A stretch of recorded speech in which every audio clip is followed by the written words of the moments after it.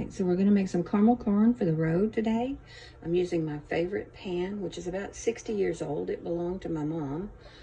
And you put in maybe about 1/4 of a cup or more to coat the bottom with your oil. I always use peanut oil, depending on the size of your pan, but this is like a Dutch oven size. So I use at least 1/4 of a cup. I'm going to preheat the oven till about 250, and then get a big pan. This is a lasagna pan. It needs to be quite large, and you're going to butter it so that the popcorn won't stick to the bottom when you get ready. I go ahead and get this done beforehand. So once you have your pan all buttered, set it aside for later. This is a really old pan too, but I love using it because it's just the right weight for things like this. I always like to get my ingredients ready beforehand because this is a real quick motion recipe. I mean, you better be ready for the salt and the soda, baking soda, and the vanilla. But right now, we're going to go ahead and pop the popcorn and get it ready. For this pan, I always put it on high. And then when it's almost ready, about halfway popping, I'll turn it off because this is an electric stove and it keeps right on popping. And it'll finish popping the rest of it without burning. This particular brand because it's non-GMO and it pops up really well along with the peanut oil. And we'll be using some brown sugar. Light is the best, but all I have is a golden brown today, but it'll be okay. Just be a little harder. For this pan, it takes almost 1/2 cup to fill the bottom. For this recipe, we're gonna need approximately 12 cups of popcorn. Okay, so the popcorn is popped and we're gonna set it aside for a minute. 2 sticks of butter, which is 1 cup, and melt it over a slow heat. So once your butter is melted, you're going to add 2 cups of brown sugar and 1 cup, 1/2 cup of light corn syrup. I only use real salted butter. So once you get that melted, you add your syrup and your brown sugar.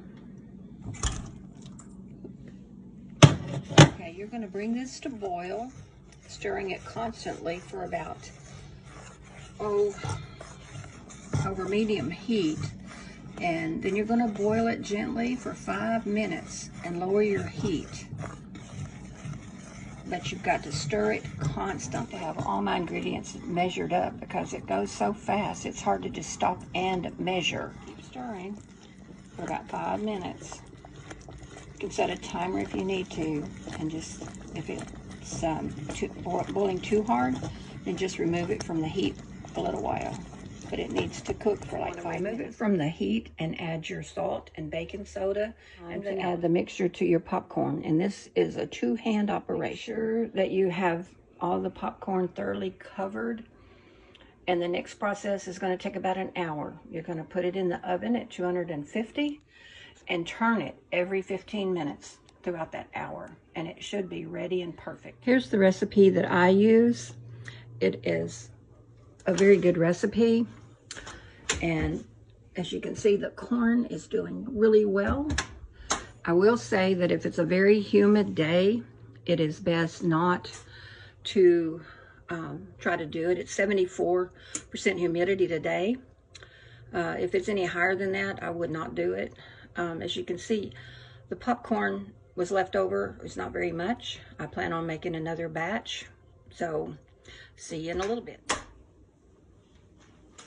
So we just got the pan out for the second time. And we're going to turn it again. Turn it every 15 minutes.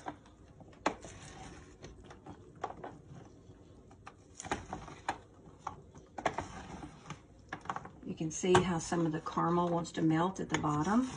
So turning it keeps it all mixed together. And I can tell you that it's hard not to eat it before it even gets done. This is a tradition that we do, taking this to Florida. I hope it makes it tomorrow because I've got 2 days before we go. We're going to put it back in the oven again. And do it a few more times. Okay, thanks. Okay, so I have a couple of more times to turn the popcorn, and once you've got it out of the oven and let it cool, completely cool, you want to bag it up in some gallon Ziploc bags to keep it fresh and crisp. So here's the finished product. As soon as it cools, we're going to bag it up. Okay, so this is the finished product. It's a full packed gallon Ziploc bag. So there's plenty to munch on.